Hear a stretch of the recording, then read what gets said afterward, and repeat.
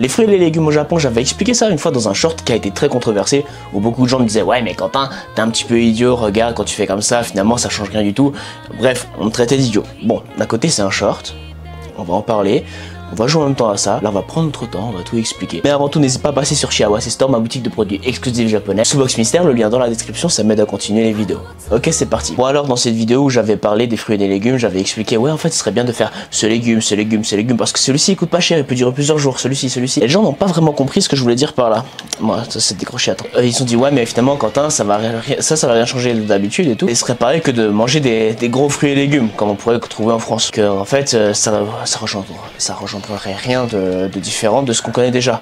Alors oui et non. Le truc, la grande différence, c'est que ce que j'ai pas pu expliquer, c'est qu'en fait au Japon, ce que nous on consomme dans les grosses assiettes, c'est-à-dire comme on pourrait avoir des épinards, des brocolis, ce genre de choses. C'est ça en fait qui coûte extrêmement cher au Japon. Donc en fait pour pouvoir combler à tout ceci, nous en fait ce qu'on peut faire, c'est prendre plein de petits légumes, ce qu'on pourrait pas manger en fait en un seul repas. En fait ce que j'ai voulu dire dans ces vidéos que j'ai pas pu expliquer parce que bon on est sur des shorts TikTok, hein, on peut pas se remplir une grosse assiette sans se ruiner au Japon. Essaie de te remplir une grosse assiette avec exactement les mêmes choses qu'on a chez nous, c'est là où tu as des choses que tu pourrais pas faire en une seule salade. Alors que j'avais parlé du chou, de la carotte, etc. Où là c'est vrai on pourrait s'en faire des salades entières. Alors que si tu mets un peu de wakame, si tu mets un peu de daikon, etc.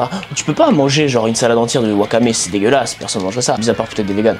Bon ça, on en parlera pas des véganes. Ces petits condiments qui sont finalement des fruits et des légumes. Oui, la manette s'il te plaît, tu veux bien? Merci.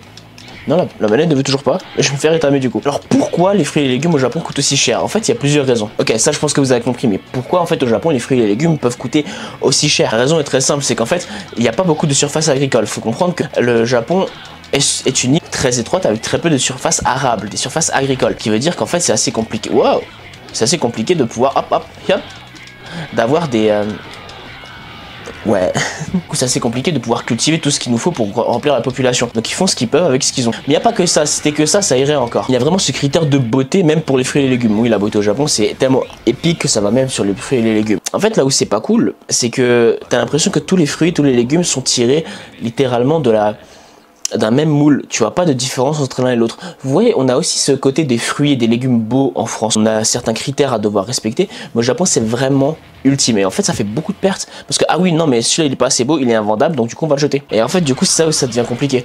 C'est qu'en fait on perd beaucoup de stock de cette manière là. Donc mauvaise qualité de terre cultivable, enfin très peu de terre cultivable. Tu rajoutes à ça le fait que... Ouais,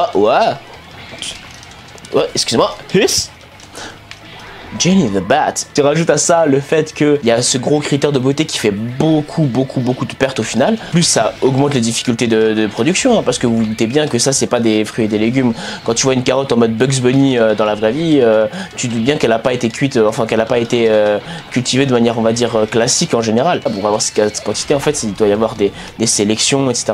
Donc tout ça mélangé ça fait que le Japon a très peu de fruits et légumes et c'est très bête. Là très sincèrement je trouve ça très bête. Là ce côté des fruits beaux et etc. non, juste parce qu'il est un petit peu biscornu tu vas pas le vendre, ça fait beaucoup de pertes. Non seulement alors ça augmente les prix, il y a de l'inflation, il y a des gens qui meurent de faim, c'est du gaspillage alimentaire pur et dur. Et ça je trouve dommage qu'il y a ça au Japon. Peu de surface, beaucoup de sélection, ce sont les raisons principales de pourquoi les fruits et les légumes coûtent aussi cher au Japon. Là t'as aussi l'importation et l'exportation. Par exemple les melons, les pommes, les tomates, il n'y en a pas beaucoup au Japon, il n'y a pas beaucoup de pommiers etc. Faut bien comprendre que du coup c'est des choses qui sont importées. Le Japon en fait c'est lui il va surtaxer tout ce qui n'est pas japonais pour la simple et la bonne raison qu'ils veulent que les japonais continuent à manger et à consommer japonais. Et c'est aussi pareil avec la viande. Est-ce que c'est bien, est-ce que c'est pas bien, je sais pas.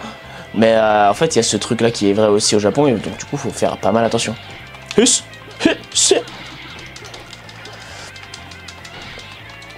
Et yes sir. Wow, ok. Ouais, mais c'est vrai, je vais perdre. Attends, moi je suis un idiot. Attends, 2 secondes. Bon, j'ai gagné la manche. Du coup, voilà, j'espère que les explications vous ont un petit peu aidé. Je vais continuer à faire ce genre de format. Je vais essayer de m'améliorer de plus en plus avec ce genre de choses. Voilà, en tout cas, c'était Quentin simplement. J'espère que ça vous a plu. Le commentaire, le partage, le pouce bleu, ça fait plaisir. Des bisous, abonnez-vous.